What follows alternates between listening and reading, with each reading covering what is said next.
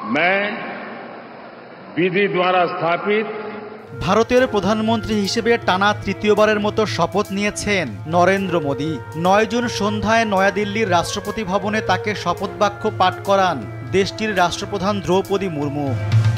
भारत की प्रभुता মোদীর শপথ গ্রহণ অনুষ্ঠানে যোগ দেন প্রতিবেশী দেশের প্রধানমন্ত্রী রাষ্ট্রপ্রধানরা। এর পাশাপাশি একঝাঁক বলিউড তারকাদেরও সরব উপস্থিতি ছিল। শপথ গ্রহণ অনুষ্ঠানে যোগ দিতে দিল্লি উড়ে যান দক্ষিণী সুপারস্টার রজনীকান্ত। বিমানবন্দর থেকে তার ভিডিও ভাইরাল হয়। পুনরায় মোদী প্রধানমন্ত্রী হওয়াকে বড় প্রাপ্তি বলে জানান তিনি। এদিন দুপুরে দিল্লি পৌঁছান বিজেপি সমর্থক অনুপম খের। শপথ গ্রহণের সাক্ষী হতে পেরে নিজেকে সৌভাগ্যবান মনে করছেন তিনি।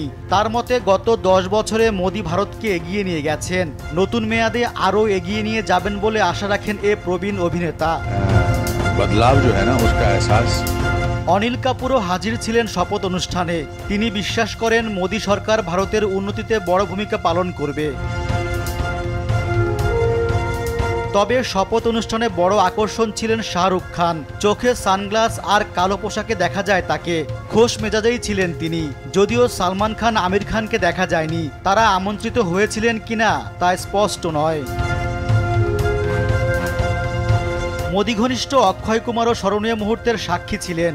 এছাড়া রাজকুমার হিরানি, বিক্রান্ত ম্যাসিও যোগ দিয়েছিলেন।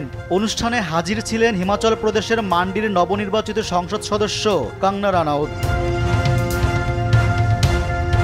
ভারতের গত 2 নির্বাচনে বিজেপি একক সংখ্যাগরিষ্ঠতা পেলেও এবার 272 আসন ছুঁতে পারেনি মোদীর দল। এর ফলে সরকার গড়তে জোট শরিকদের উপর নির্ভর করতে হয়েছে তাদের।